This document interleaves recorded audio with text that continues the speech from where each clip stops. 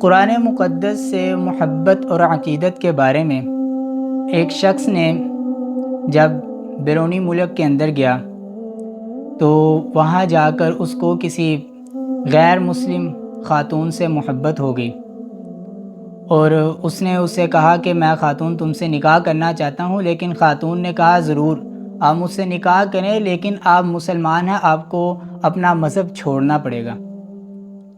تو اس شخص نے کہا کہ مجھے سوچنے کے لیے کچھ وقت دو۔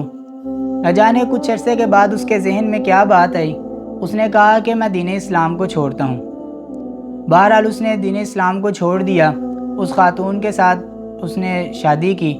نکاح کرنے کے بعد ایسے ہی جب کام پر گیا، واپس آیا تو روز جب کمرے میں اپنے آتا تھا تو گھر میں سے انٹر ہوتے ہوئے اوپر ایک الماری تھی، وہاں قرآن مقدس پڑھا ہوتا تھا۔ جب بھی وہ وہاں سے گزرتا تھا قرآن مقدس کو بڑی محبت کی نگاہ سے دیکھتا تھا، دیکھ کر اندر جاتا تھا۔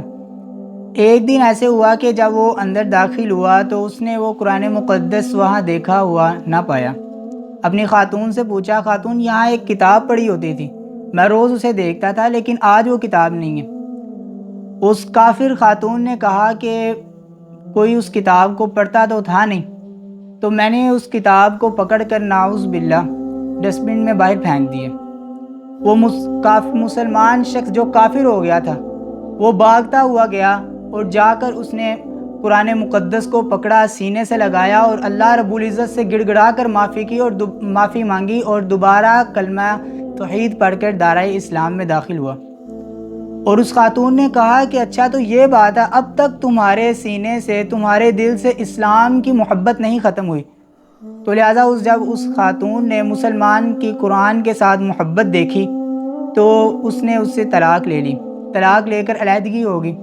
تو مسلمان نے کہا کہ ہم اپنے مذہب پر قائم ہیں، اگرچہ میں گمراہی کی وجہ سے، غلط فہمی کی وجہ سے تمہارے جال میں پھنس چکا تھا، لیکن اللہ رب العزت نے مجھے دین اسلام کی طرف دوبارہ بلایا، میں اس ذات الہی کا اپنے دل سے شکر ادا کرتا ہوں۔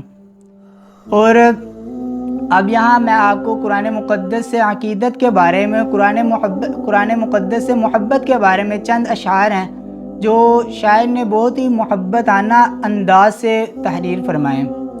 کیا فرماتے ہیں کہ طاقوں میں سجایا جاتا ہوں، آنکھوں سے لگایا جاتا ہوں، تعویذ بنایا جاتا ہوں، دو دو کے پلایا جاتا ہوں، جزدان حریر و ریشم کے اور پھول ستارے چاندی کے، پھر عطر کی بارش ہوتی ہے، خوشبوؤں میں بسایا جاتا ہوں۔ جس طرح سے طوطا مینا کو کچھ بول سکھائے جاتے ہیں، اس طرح پڑھایا جاتا ہوں، اس طرح سکھایا جاتا ہوں۔